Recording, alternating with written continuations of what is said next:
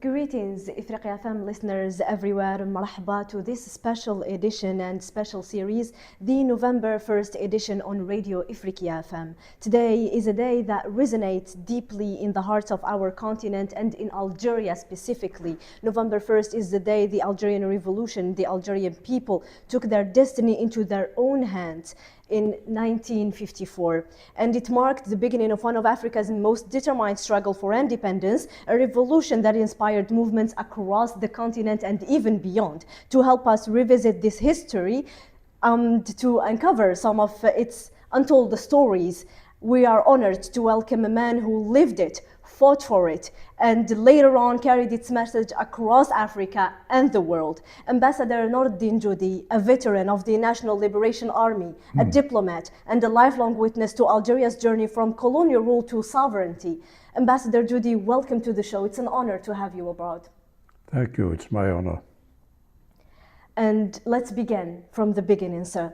When we talk about November 1st, 1954, what was really happening in Algeria behind the scenes? What can you share with our audience, and what pushed young men and women to take arms at the movement and at the moment after 132 years of colonial rule? The decision to start the armed struggle was very special because the revolution of the 1st of November 1954 is in itself very specific. It is quite different from other revolutions, for instance, 1789 in France, or the November Revolution in Russia, because these were internal problems, the revolt of peoples against the oppression of a double power, the queen or the kings or the tsars and the church. In the case of Algeria, it was different. They have taken into account the fact that acting through peaceful means, through political parties, were absolutely useless, because the parties were allowed to activate only within the limited framework of French rule. In other words, that they could not go beyond a certain legitimate claims, so that all the action was absolutely useless. And in fact, to every peaceful step by the Algerian political parties, the answer was brutal repression. On the 8th of May 1945, at the end of World War II, where thousands of Algerians have lost their lives to liberate France, when the whole world was celebrating the defeat of the Nazi regime. In Algeria, it was a black day. The Algerians came out in the street, a peaceful demonstration, simply asking for their rights, for dignity, and for a lawful treatment. The answer was in an incredible brutality, not only with rifles and machine guns, with tanks, with airplanes, napalm, chemical weapons. Anyway, it was the most horrid crime that was ever committed against civilian people. And that's why those who decided finally to take up arms, they realized that there was no way out than to also take arms. It's either to stand up free, or to die standing up, but not crawling to this infamous kind of colonialism, which is the most atrocious form of repression and colonialism.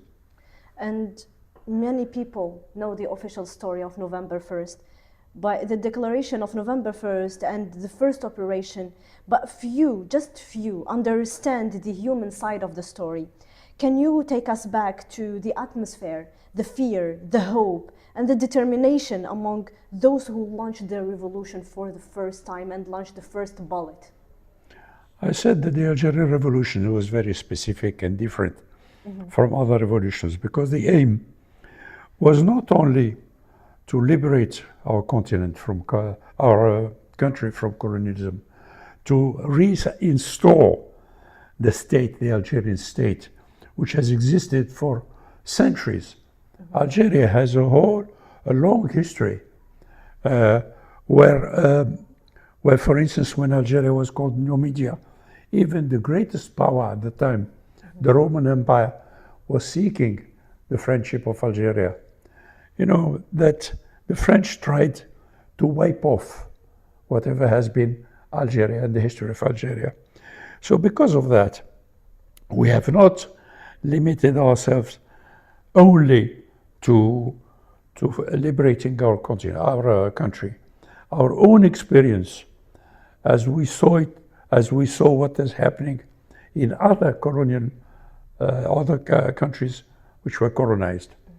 We have started our revolution on a number of principles, not only the armed struggle, but the principles of justice, of freedom for all the people, of international justice and equality, and above all, about humanity. Because this comes from our heritage, not only our Muslim heritage, but also our historical heritage dating back from the Emir Abd Qadr.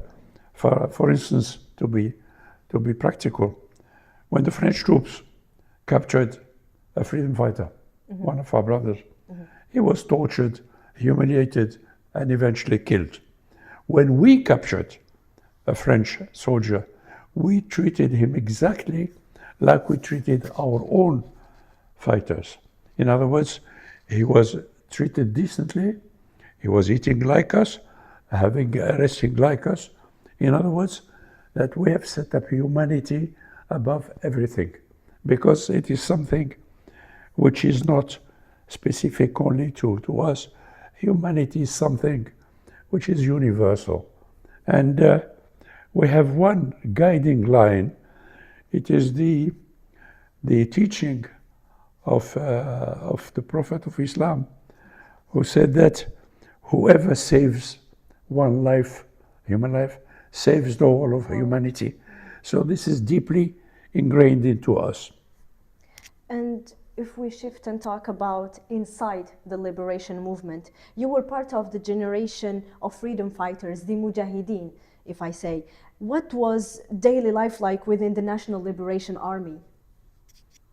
Well, you know, I belong to a generation who has lived 3 different periods. We have lived the period of colonialism, where we know what oppression means. We have lived the period of fighting for independence, and the third one, which is going on, the rebuilding of our nation. The idea was to draw lessons from the past. The Algerians have all the time in our history, we have always resisted. We resisted all kinds of invasions. We have never given up, whether they were the Vandals or the Romans or you call them. We have always been revolting against foreign domination. Unfortunately, and that's something we have taken into account, that the last real show of resistance, which was built on the idea of reviving the Algerian state, was the resistance of the Emir Abd Qadr. Unfortunately, it has been limited in terms of the national size. It was limited to the western period and part of the center and the south. Same thing can be said to the revolt of Mokrani and so on. Every time it was something local.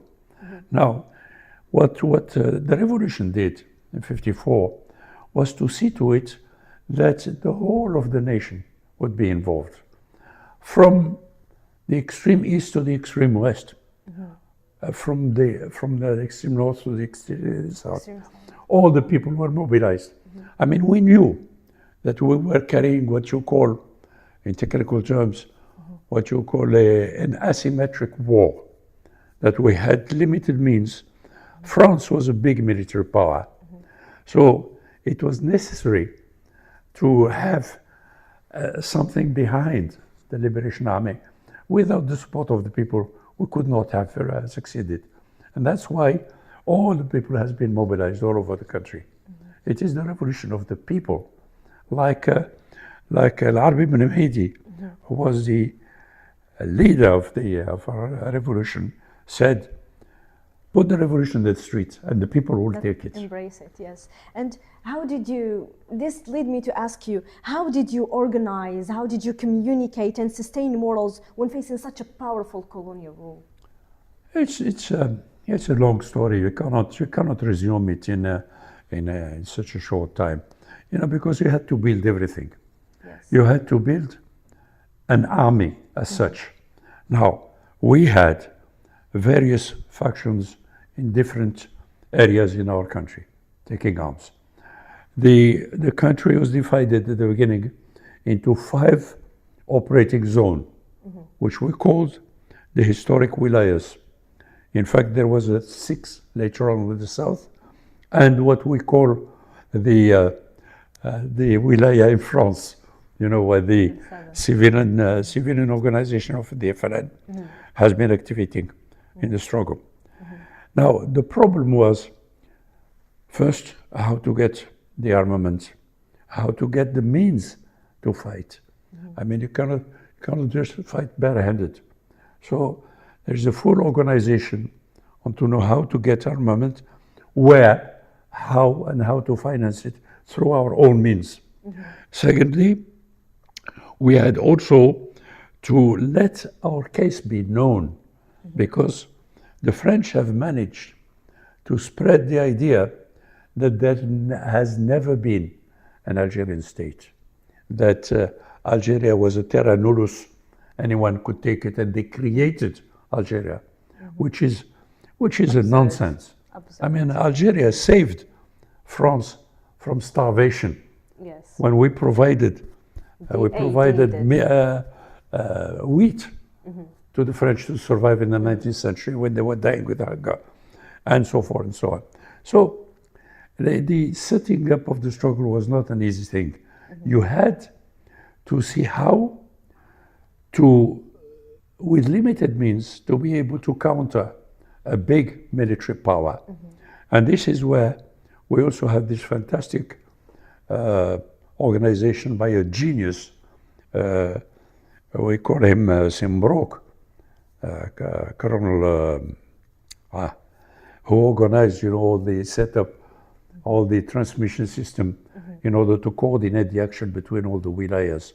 And the French have never discovered that we were listening to their own radio setup, and we were able sometimes to control their movements through messages, which radio messages, we entered into their own system, and where they thought that they had orders from their headquarters, in fact, we reoriented.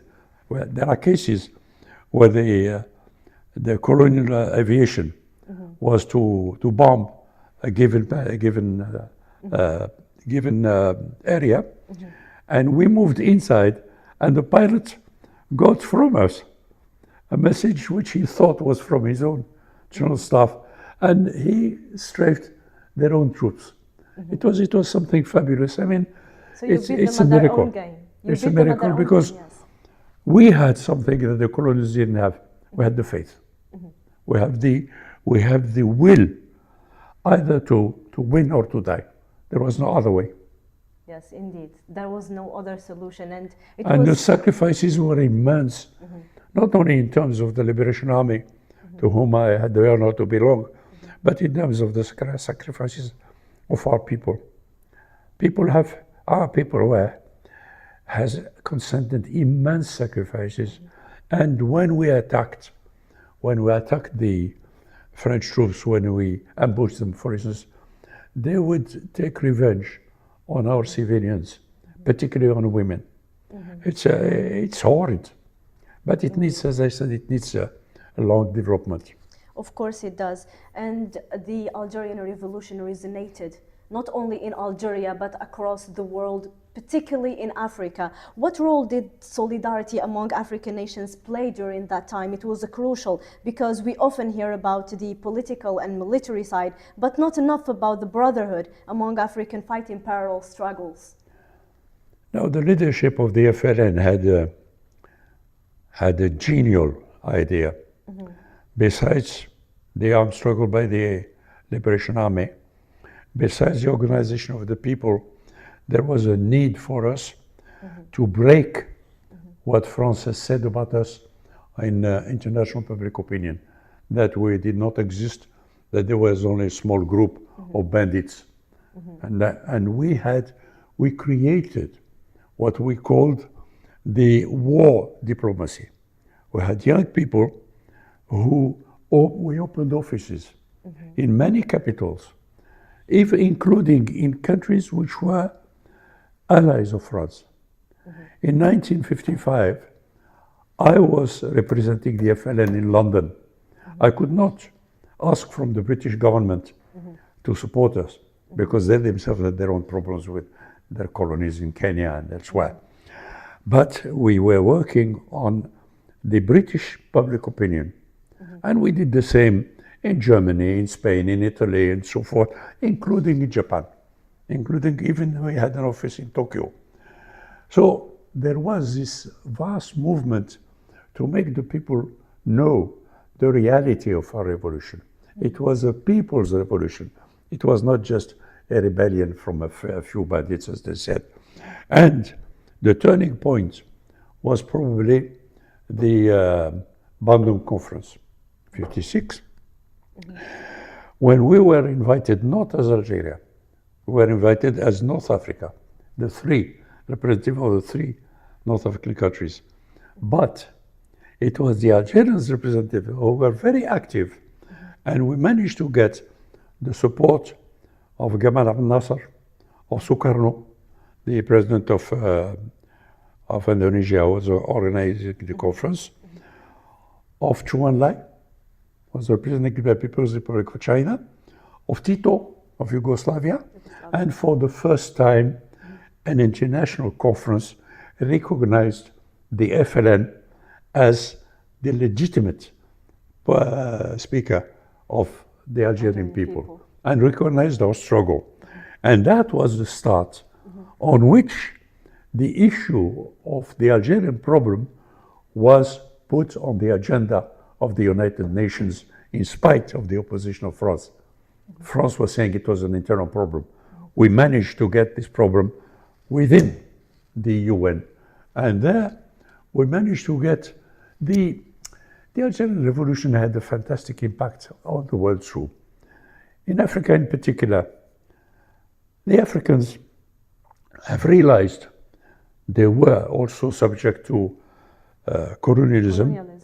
And they realized suddenly that with the will that the country can defeat colonialism. And we had a fantastic support. When Britain saw the danger and started to grant independence to some countries, Ghana immediately recognized Algeria. And since the provisional government of Algeria has appointed Frantz Fanon as our ambassador to Ghana, Kwame Nkrumah insisted that it should not be an office of the FLN, that it should be a full-fledged embassy, according to the Vienna Convention, with all the immunities and so forth. We opened our representation. We had the support at that time of Sékou Touré in Guinea, where a commander, a veteran of the liberation struggle, Commander Osdiq, was our ambassador there. So there was a movement, and the French colonialism made a fantastic mistake, which was of help to us. They exiled our people into African countries. So we had, Masalih Haj was exiled in Brazzaville. We had the resistance were exiled in Madagascar. And we have a large number, tens of Algerians who are buried there in Tamatave, in Madagascar. They died there. And on the other hand, when the French toppled the king Benanza of Benin, he was exiled in the Caribbean, but he asked to be exiled in Algeria, and he died here in Blida. The Queen of Madagascar, who resisted the French occupation, Queen Ranaval, also fought the French, and she was exiled here in Algiers. So that suddenly, whether we take the Malagasy or the Beninians or the Congolese, they all suddenly discovered through this exodus that there was a country who was fighting called Algeria, was also suffering like them. And that spread all over Africa to such an extent that a man like Lumumba, Patrice Lumumba, Yes. when he came into power, became prime minister, one of the first things he decided was he said, we must send weapons to Algeria for the struggle. Of course, he was assassinated because of that. Anyway, the impact was fantastic, let alone Latin America. In Latin America, I mean, thanks to the important Arab community in Brazil, in Argentina, and so forth, like they're originally either Syrians or Lebanese. I mean, we had a very strong support of the Algerian Revolution. Not alone, not to mention, of course, Cuba. Cuba was directly supporting. In Asia, same thing. I mean, General Giap was telling the late President Boumediene once, he said, we also learned from you things we didn't know in our own struggle. So we had that support also in Vietnam. The People's Republic of China was the first non-African, non-Arab country to recognize the provisional government. And in return, we have been very active and seeing to it that China would regain its legitimate seat in the Security Council, where the US had imposed Taiwan. Algeria has been very strong in helping China to recover its lawful right. So you see, it's a revolution that has a world impact. I mean, in Sweden, we had a strong support from what they call Rädda Barnen, the Red Cross. We had a minister in Germany, which even the French settlers, ironically, started to call him Ben Wisniewski, because he was on our side. In Italy, Enrico Mattei was fantastic. Anyway, the Algerian Revolution has taken, a universal weight. Yeah. And let's not forget that it's not simply because of our own struggle. We have been training African freedom fighters when we were still fighting. And that brings me to ask you, when we talk about the African connection, you personally met Nelson Mandela in 1962. You were his personal translator, let's say interpret, and as well, you trained with him together, and you fought side by side. And during his secret visit to Algeria, a meeting that has become almost legendary in Algerian and African history. Could you tell us, what do you remember from that encounter, and what Algeria has meant to Mandela and the South African liberation movement? There is a basic mistake there. The people always say, and you just said, that I was the interpreter. I was more than that. In fact, when Nelson Mandela with Robert Recha came, we had a big problem. Because the number 2 of the general staff, Commander Sisliman, when he received him, he said, we had a linguistic barrier. Our people spoke only French or Arabic. He spoke only English. English. So, same thing with Si Jamal. Shib al-Qasim also was in charge of discussing with him. The problem was we cannot bring somebody from outside because we were conscious of the fact that the South African regime of apartheid was tracking Mandela, and they must not know what we have done with him. Because if they had known that we gave him a military training, he would have been condemned to death. So we had to keep a full Everything secret. a secret, yes. So how to solve the problem? It was my commanding officer, Commander Sir Omar, who said, I have in my staff a political commissar who has been trained as a professor of English. So he speaks English, he can help. So I was in charge of translating between Mandela and Si Jamal from English to French or Arabic and vice versa. But when we ended the discussions, we reported to the Chief of Staff, Colonel Boumediene. I was instructed to take Mandela to an operational zone to see for himself the reality of the struggle, because we're still fighting. So I had to take him to what we call the Northern Operational Zone, where he saw our people, moving. They saw the French troops shelling. We even had a plane, a T-6, who attacked at that time.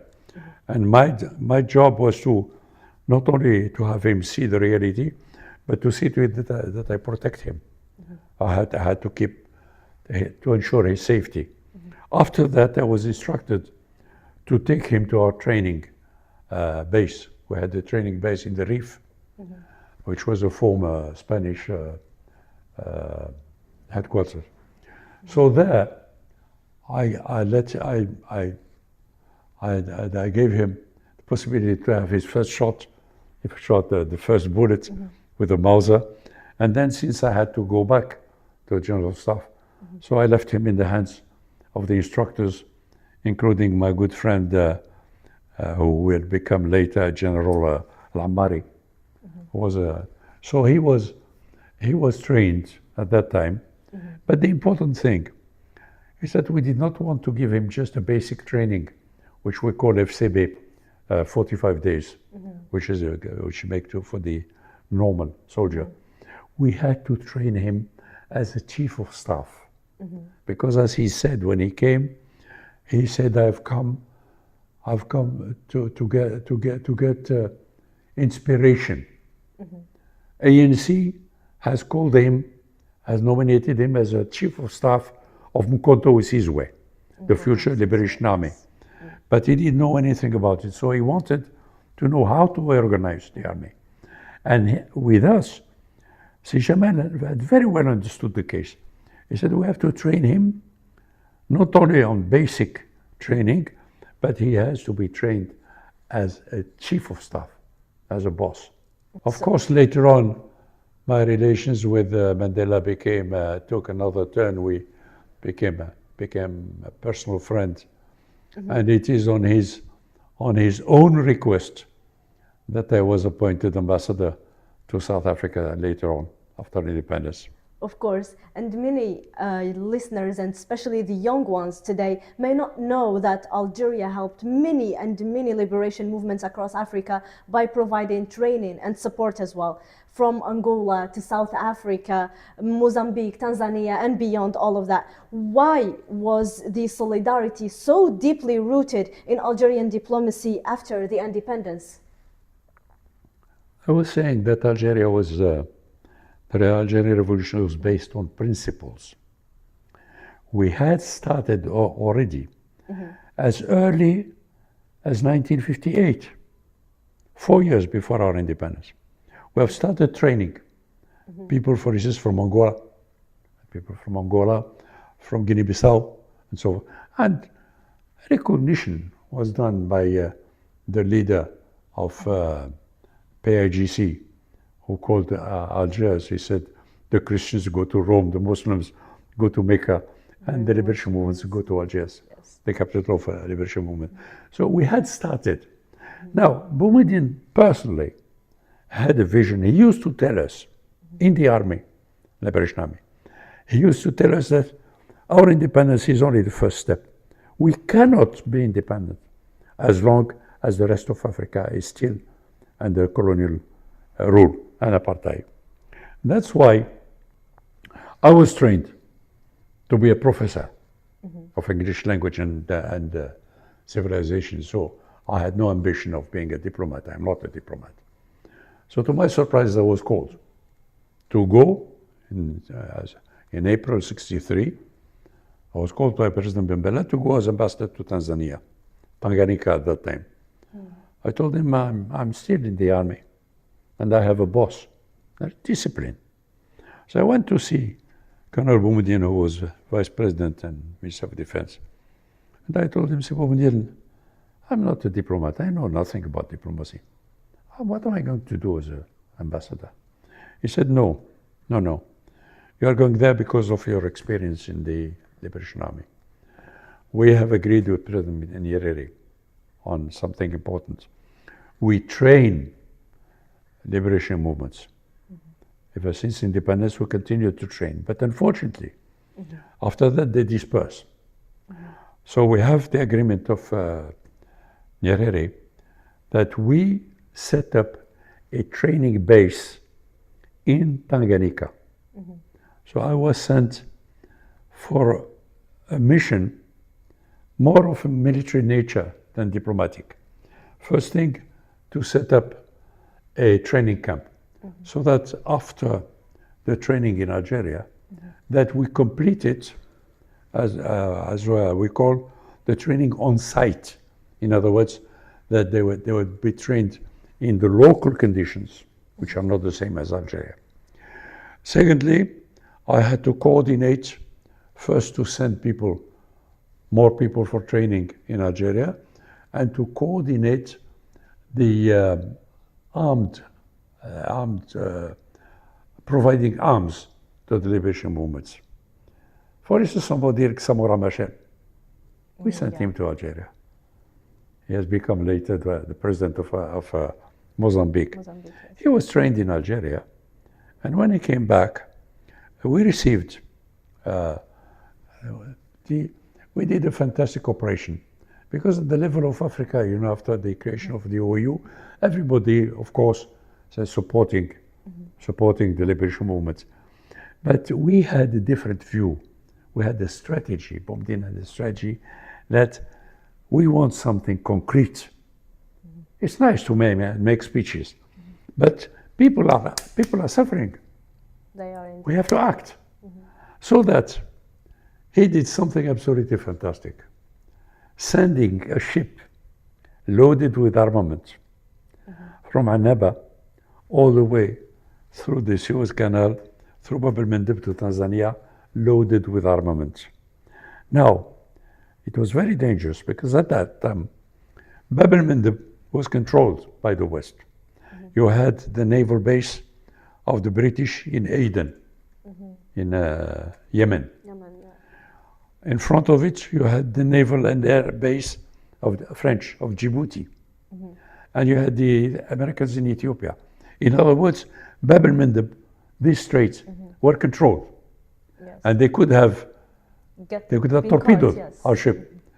And they have never known that cargo was carrying weapons.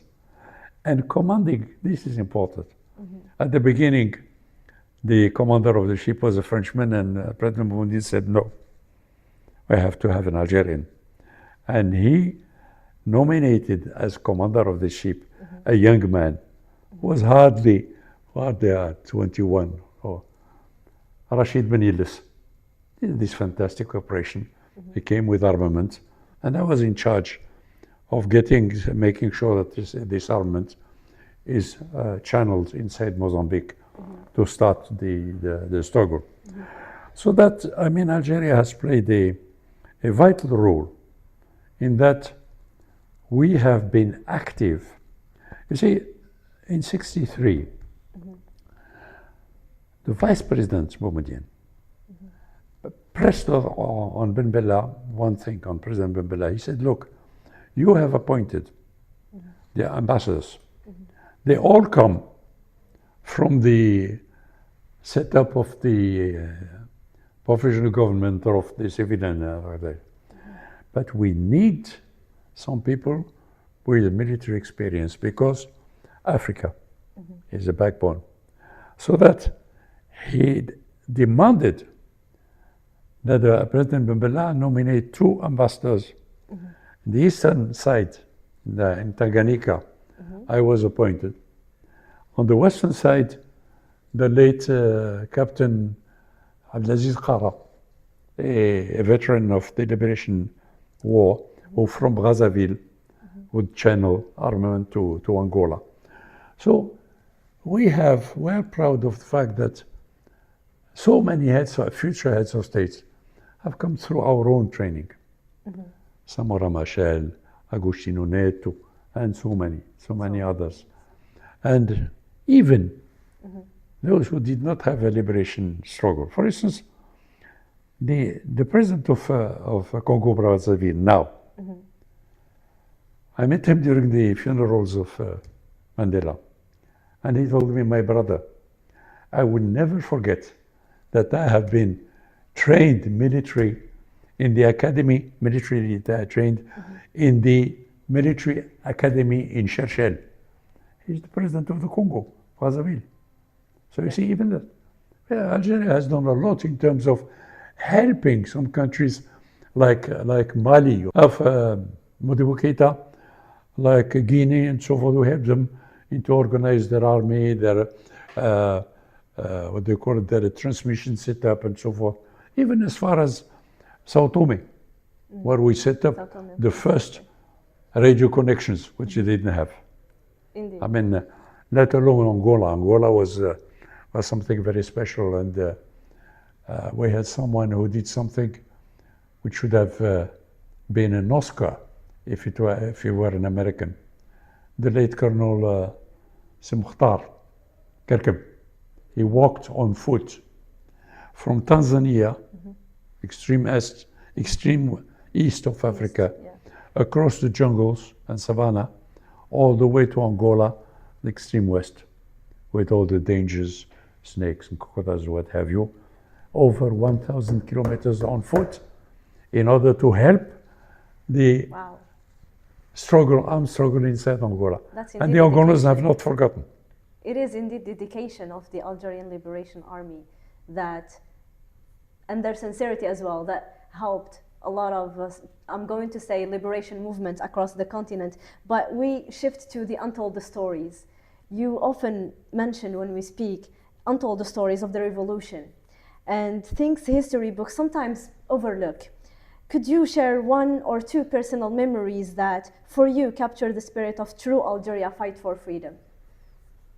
If we say untold stories, is precisely that there are things which we, at this time, I cannot speak about because it could be manipulated and so forth. But for instance, there are a lot of people who don't know, for instance, why and how we organized for the first time our struggle on a diplomatic line. The creation, for the first time, an armed struggle has thought of having also a diplomatic arm. This is something which is not well known. Besides, there are things which public opinion does not know. We all know, of course, we all know the great leaders, Habib al-Mahdi, Zabana, all those who built up the Dedush Murad and so forth. But there are unknown heroes. And I would like to mention only two things. What makes the greatness of the revolution is that although we were massively, in Algeria we were Muslims, but the revolution decided that we will not build our revolution on ethnic, tribal, religious, or considerations. These were dangers for the revolution. The only criteria is the love of Algeria. And this is why there are two examples which are unfortunately not known. The first one was a young Frenchman from Algeria, was from Sila, he's from Algeria, and who I met in 1951 in Montpellier. He was a student. He was studying medicine. And he was sharing his, whatever he had, with a young Algerian who had no means. This young Frenchman became a friend of mine, although he was a Frenchman from Algeria. And we had some other sons of settlers who were absolutely against us. We separated in '53 because I left for London to complete my final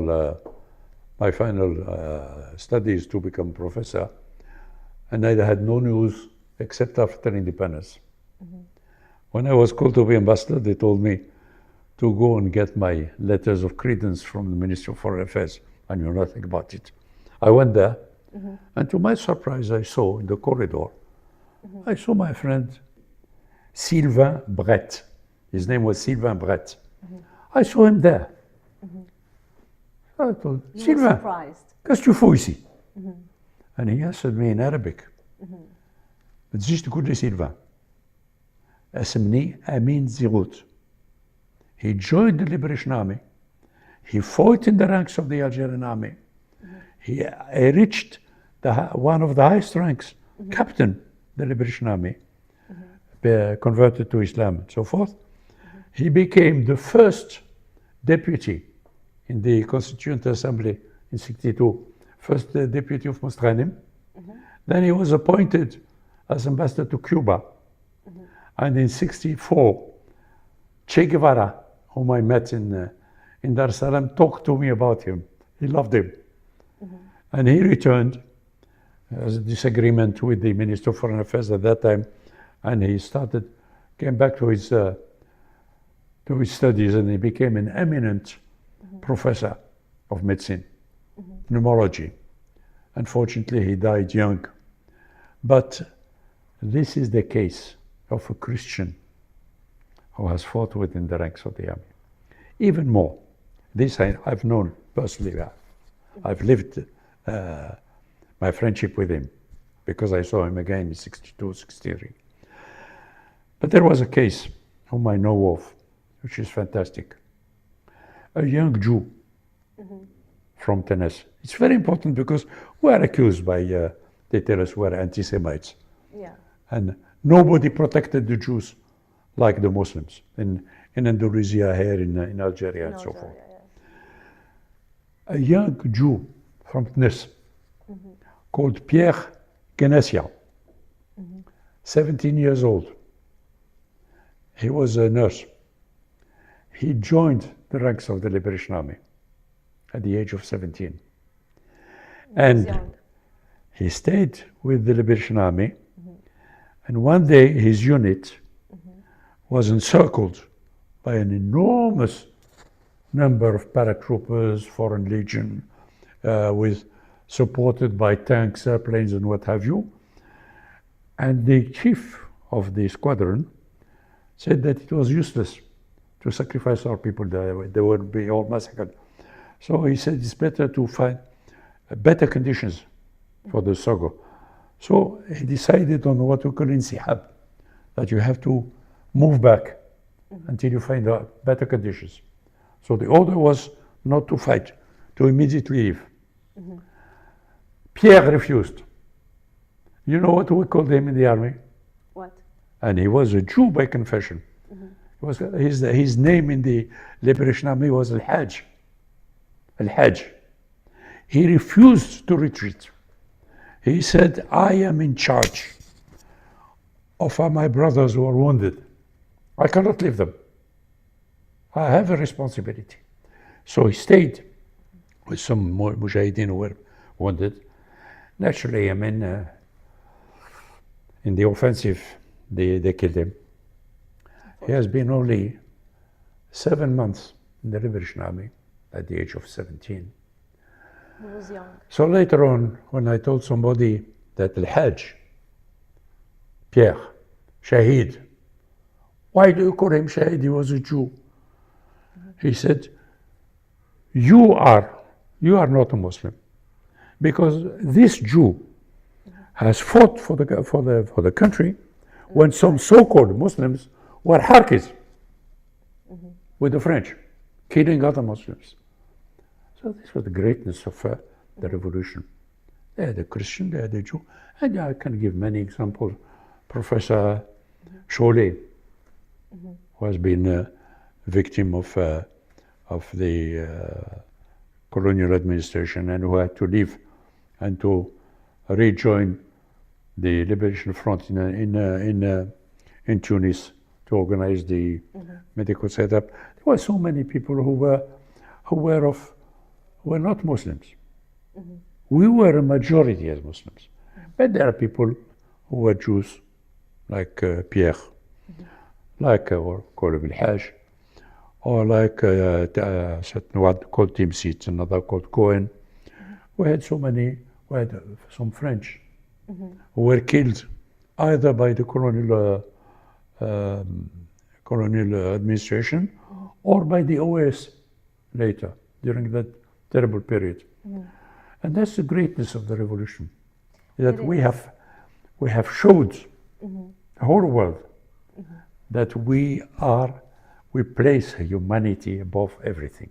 And there is another thing, I'm going to say special about the Algerian Revolution, and that is it gave an important role for women, as often they are put in the shadows of history and central for struggle. But how do you remember their contribution, and what do you think Algeria and Africa as a whole owe to them today, as we had a lot of women fight alongside in the... This is something, unfortunately now, I feel sad to see that some people, discard the role played by women, and sometimes they even place the woman as a second-rate person. The woman has played a major role during the armed struggle on two bases. There are those women who contributed directly to the struggle.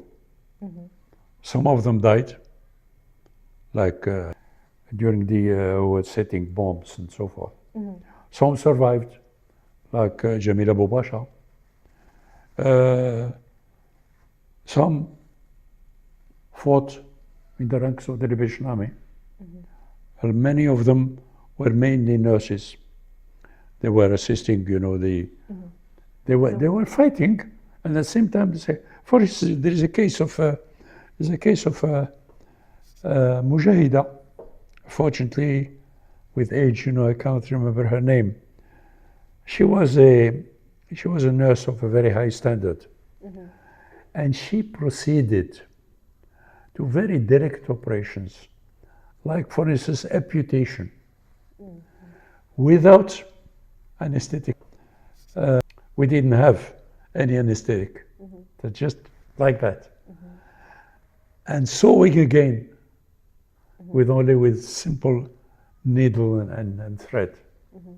And yet, she did that fantastic job, and she was killed while fighting with her arm. There are lots of Algerian women who died during the liberation struggle, whether in the ranks of the Liberation Army or whether in the civilian organization like here in Algiers, what we call Mousbilet.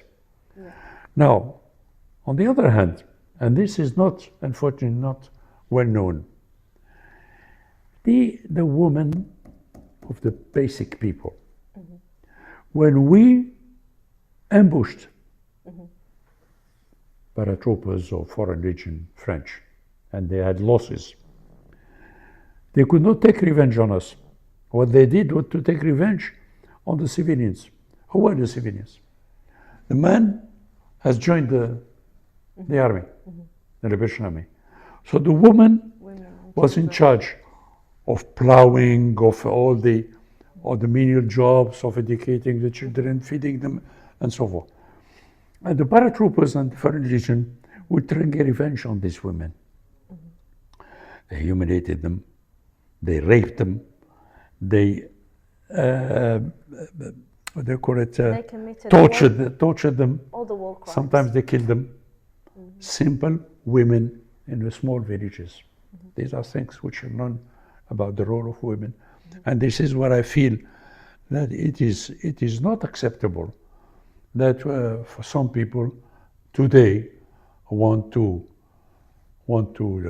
put this idea, the superiority of man over woman, in the name of Islam. And they forget simply that Islam is the first one, the first religion to have set up man and woman on an equal basis. فَقَدْ خَلَقْنَاكُم مِّن ذَكَرٍ وَأُنثَى. God did not create a difference. Did not, Anyway, indeed. Now, but this is unfortunately something. The government of Algeria has done a lot in terms of giving the woman her rights. Something, for instance, our women had the right to vote right from beginning during a referendum, when the French woman did not have a right to vote until after World War II. De Gaulle, for the first time, decided that the woman could vote. The woman in Algeria has the same salary as the man on equal capacity. I mean, a professor of medicine, if they have the same competence, they have the same salary. Not in France.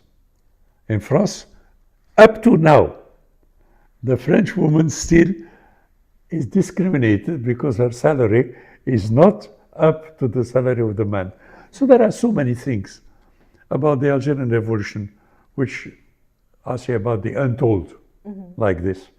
indeed. And now we have to talk about Algeria today and the legacy of November 1st as fast forward to the present day. When you look at Algeria's place in Africa and in the world as a whole, do you feel the ideals of November 1st are still alive? And has Algerian diplomacy, in your view, remained faithful to those principles of independence and solidarity? There is absolutely no break in the line, the Algerian line, from the time of the armed struggle to today. We still are working on the same principles. We will never renounce these principles. Very simple example.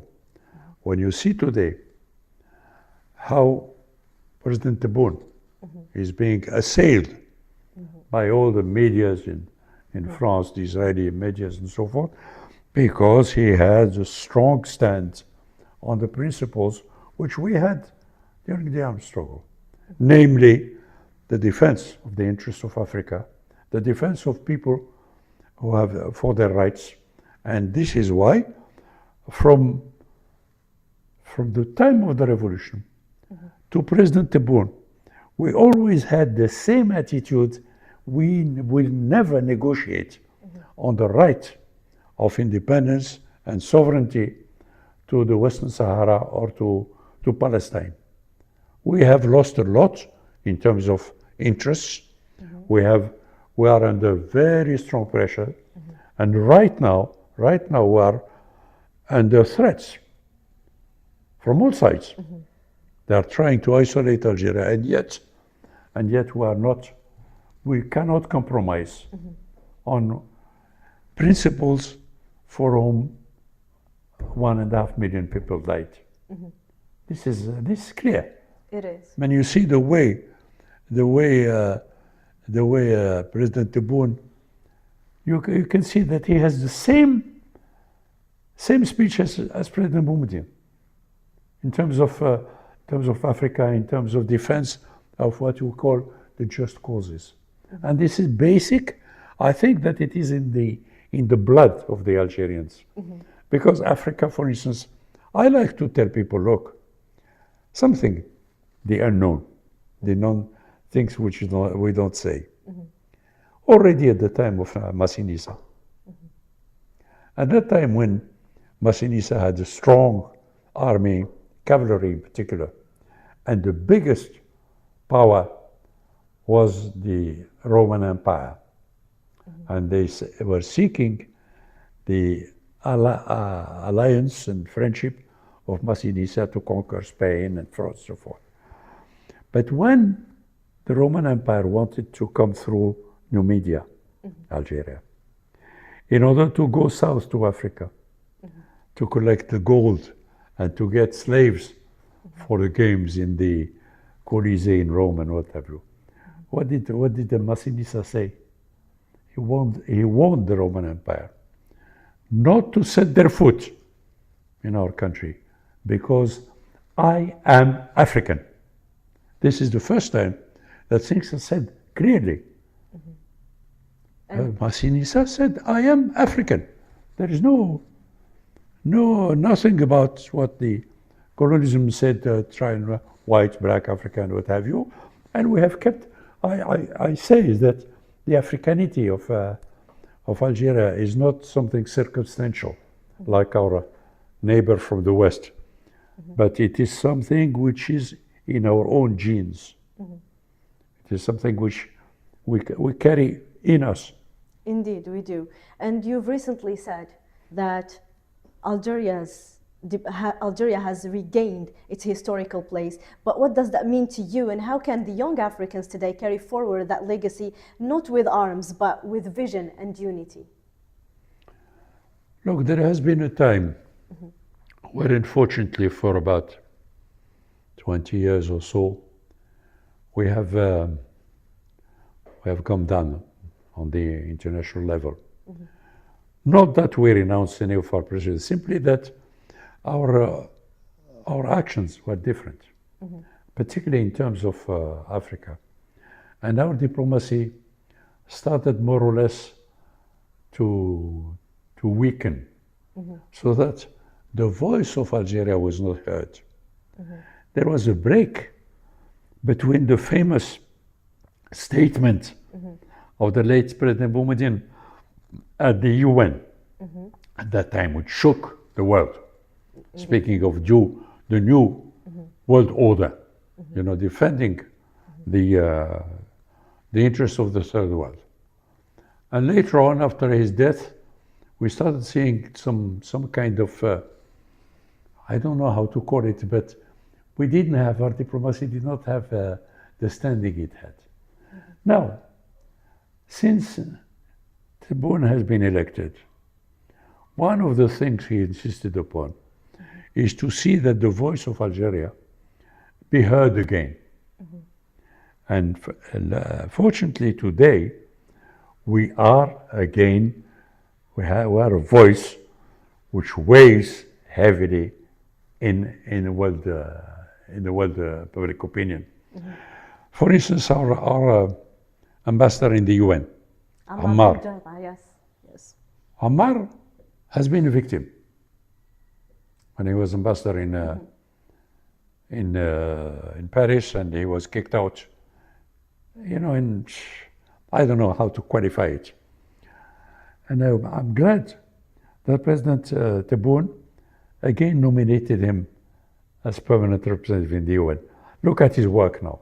Indeed, it's At remarkable. the Security Council. It is remarkable. And also the fact that since Algeria has been elected to the Security Council, we have made it very clear at the highest level, even at the level of president, his instructions that we are not representing Algeria, we are representing Africa, we are representing the interest of the third world. Indeed. It's very clear. Indeed, and it is still, till this very moment. Now the diplomacy, the Algerian diplomacy is again very forceful, Strong. very, very strong.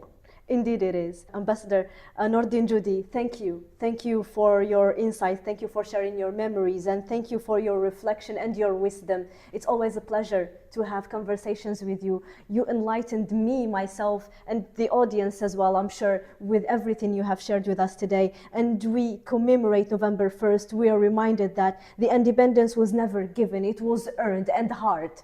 With the hard way, we gained it. And through the sacrifices of, let's say, the beliefs of the Algeria of Africa today. And may these memories continue to inspire a new generation, continue to inspire Africans, continue to inspire Algerians specifically, and let's say to fight and protect their dignity and their beliefs as well. So we have reached the end of today's special edition. I'm Iman Noued, and this has been special series November 1st edition of Radio Ifrikya FM. Stay tuned. And this is my last word to you before we conclude. Never forget, freedom story still being written across Algeria and across Africa.